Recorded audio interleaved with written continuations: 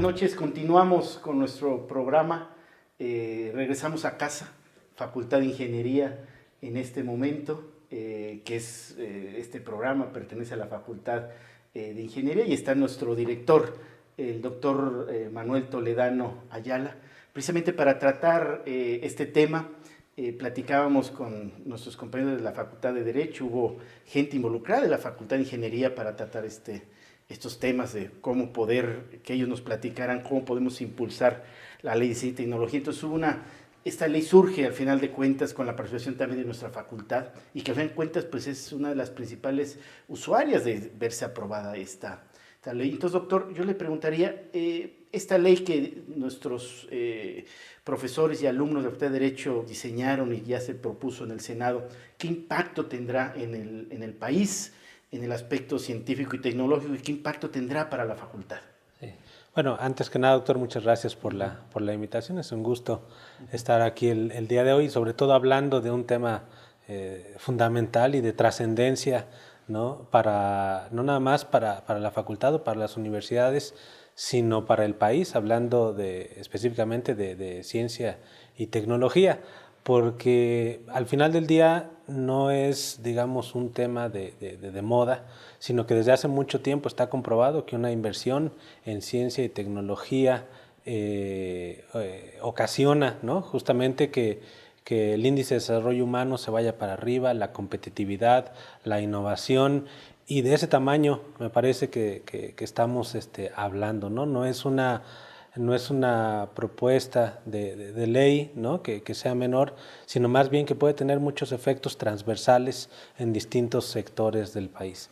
Definitivamente una de las grandes desventajas que yo considero que tenemos actualmente es esa, justamente la falta de inversión en ciencia, tecnología y educación, ¿no? Estamos hablando que la investigación que se hace en el país, en primer lugar, no hay una desventaja intelectual. Eso lo debemos de tener muy claro, muy presente, ¿no? Pero sí tenemos una desventaja, ¿no? En términos de la infraestructura que necesitamos para hacer esa investigación.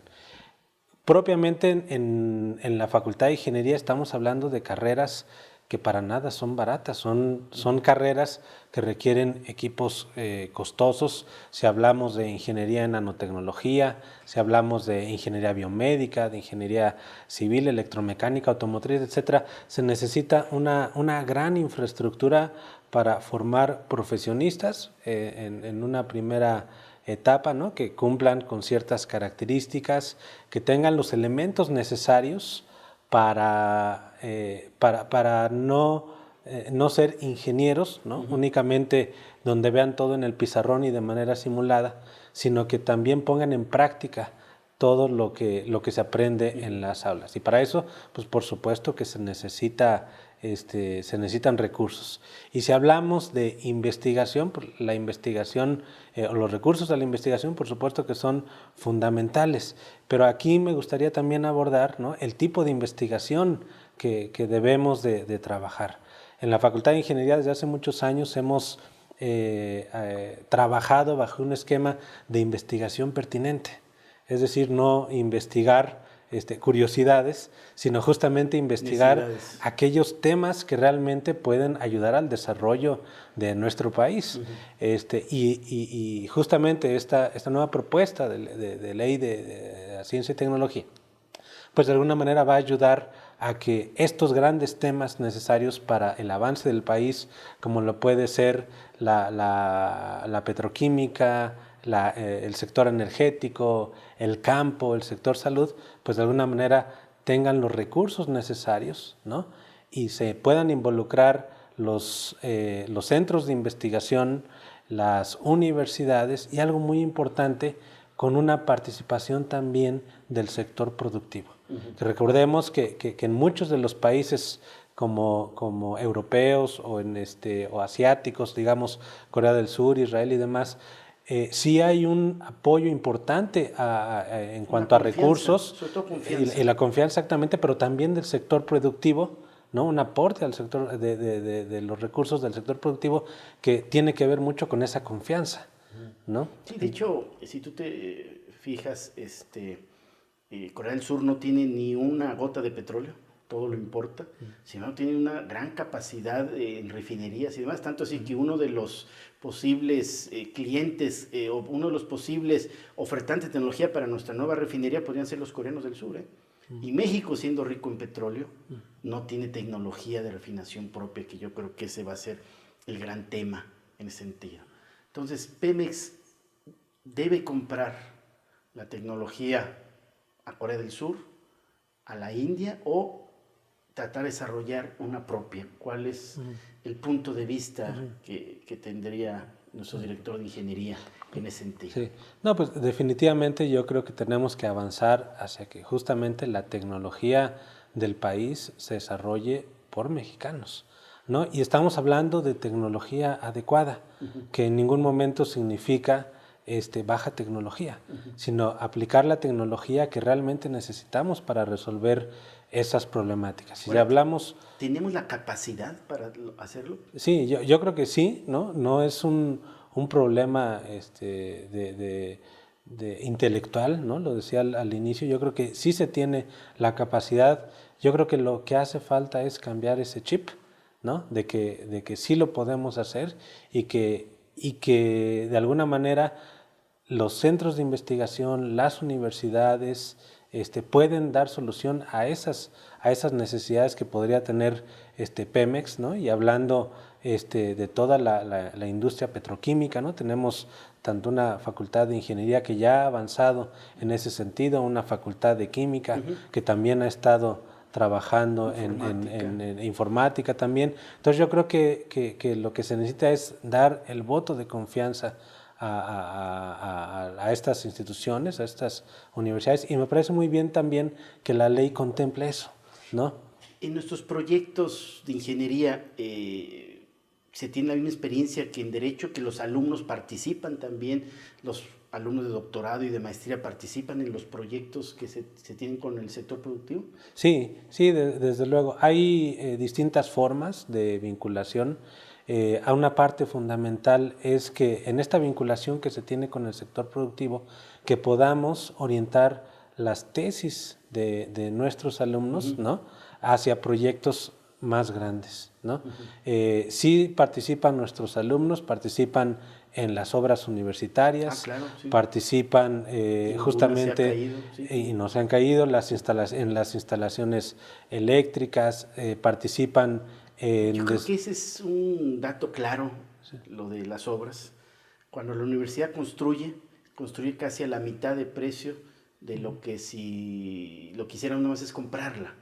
Entonces, en un producto tecnológico el precio no está dado por el costo de los materiales, sino el conocimiento. Así es. ¿Sí? De tal manera que si uno acaba fundiendo un carro y después viendo cuánto petróleo salió por la cuestión de los plásticos, cuánto salió de acero por la cuestión, etcétera, y paga la materia prima, vas a ver que pagamos casi 100 veces lo que costó la materia prima, pero es que ese es el conocimiento lo que se está pagando en ese sentido, y, sí. Y qué bueno que trató el tema de las obras, porque es un ejemplo claro, ¿sí? Donde cuando la universidad participa, pues se abarata, y eso es lo que puede pasarle a México. Si pagamos un proyecto en mano, pues va a costar un dineral, que si lo hacemos nosotros propio, hablando de la cuestión de ingeniería. ¿Cuántos años de doctorado tenemos en la facultad? Tenemos alrededor de 50, 55 alumnos. Y todos involucrados en tesis, trabajando los grandes problemas de este país. Sí, lo que buscamos es justamente bajo el concepto de investigación pertinente, no aceptar tesis que no contribuyen a la solución de una problemática. Una tesis de ingeniería cuesta dinero, lo mencionó. Sí. ¿Cómo lo paga la facultad? Bueno, existen distintas fuentes de financiamiento, ¿no? Tanto fuentes de financiamiento interna como fuentes de financiamiento por esta vinculación que se da a través de los distintos proyectos. Es una necesidad vincularse afuera. Sí. Si no, pues no habría recursos para poder financiar proyectos en general. Así es. Y quisiera recordar una tabla a través de un fondo de estímulos a la innovación. En el año 2015, la Universidad Autónoma de Querétaro ocupó el tercer lugar a nivel nacional de todas las solicitudes de proyectos de innovación, y de alguna manera eso refleja la confianza que tienen las empresas en la capacidad que tiene la universidad. Exacto. Y por otro lado, en una segunda tabla, el monto de esos proyectos. Entonces es muy importante, y yo creo que las instituciones, centros de investigación, tenemos ese compromiso, ¿no? De generar esa confianza en el sector productivo para dar respuesta a esas problemáticas que se tienen. Hablando de estos proyectos de investigación de esta tabla que usted menciona, en estos últimos 5 años, el monto invertido en el programa de estímulos a la innovación fue de 15,000 millones de pesos.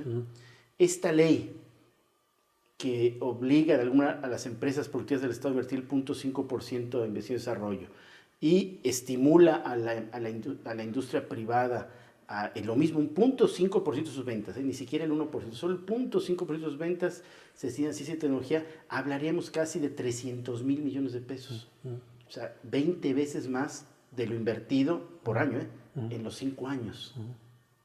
¿Habrá la capacidad de este país de atender esa gran cantidad de proyectos que por ley estarían obligados las universidades y centros de investigación públicos a trabajar? Yo creo que sí. Y algo muy importante es que tendríamos que trabajar en una cultura, ¿no? Cuando tenemos un proyecto, el proyecto nace, ¿no? Y muere ahí.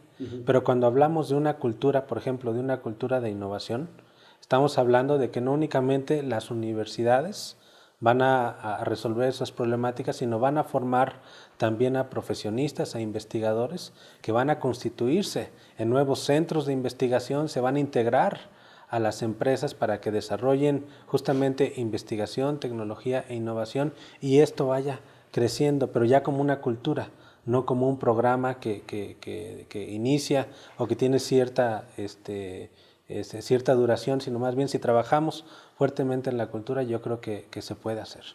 Nuestros alumnos de ingeniería, porque la facultad tiene ingeniería, maestrías y doctorados, los de ingeniería, ¿qué nivel tienen de capacidad de participar en proyectos de acuerdo a su formación? Sí, pues esa es una pregunta muy interesante. Hemos buscado, ¿no? Desde hace varios años que nosotros podamos certificarnos, ¿no? Primero por los organismos acreditadores nacionales y en segunda instancia por organismos acreditadores internacionales, ¿no? Y dentro de la currícula de nuestros programas educativos se trabaja en un proyecto estructural, ¿no? Que inicia en el tercero o en el cuarto semestre y que termina en noveno semestre. Entonces es muy importante para nosotros que estos alumnos que apenas se están formando, ¿no? En un modelo, ¿no? centrado en el aprendizaje, pero también orientado a la solución de problemas, ¿no? Puedan ir obteniendo sus títulos de ingenieros, de diseñadores, ¿no? De físicos, de matemáticos. Y bueno, quería aclarar para nuestros televidentes esta parte que es importante. Me corrige el señor director si estoy en un error, pero es la única facultad en la universidad que tiene carreras acreditadas por organismos de Estados Unidos. Así es. ¿Sí? De tal manera que profesores americanos, así como evalúan a el MIT o la Universidad de Stanford, vinieron y evaluaron nuestros programas educativos, ingeniería civil, ingeniería de automatización, así es. Y lograron la acreditación de la misma CLE académica de allá, de tal manera que un estudiante americano puede venir aquí a hacer un semestre, un año o toda la carrera y se le reconoce con la misma validez de un título profesional como si fuera de Estados Unidos, y eso yo creo que sí quería recalcarlo, pues es un gran logro para la universidad, en el sentido de demostrar la confianza que ese país se puede también dar buena educación. Y esa educación involucra que tenemos que generar ingenieros pues, de clase mundial y por lo tanto ingenieros que puedan resolver problemas no solo de la industria nacional, sino de la industria americana, y podrían trabajar en Bombardier o en háblese Canadá o en Boeing o cualquier gran empresa americana. Yo creo que es un logro importante en ese sentido. Estamos acabando, doctor, nuestro director, este programa.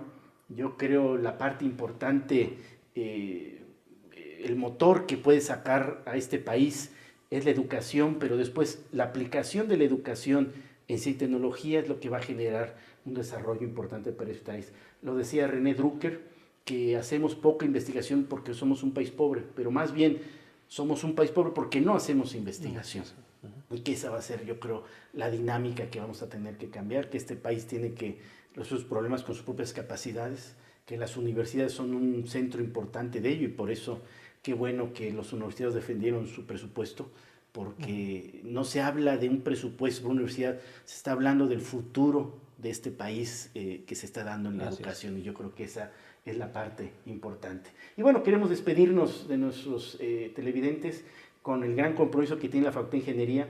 Este país importa el 96% de la tecnología que se usa, ¿sí? De tal manera que el gran reto es ya ni siquiera exportar, es dejar de estar pagando caro lo que podemos hacer en este país y que dejemos de ser ese país como en tiempos de los españoles que daba oro por espejos, y que ahora es oro negro por otro tipo de espejos tecnológicos y que este país puede desarrollar y que nosotros nos sentimos muy orgullosos de nuestra Facultad de Ingeniería, de sus maestros y de sus alumnos, tanto como igualmente, y ahorita lo demostraron nuestra Facultad de Derecho. Por lo tanto, tenemos una gran universidad que todos estamos sentirnos orgullosos y la importancia será de mantenerla en ese nivel y defender no solo sus derechos, sino también el cumplir con nuestras obligaciones de participar en los grandes problemas que tiene este país. Muchas gracias a todos, muy buenas noches y nos despedimos.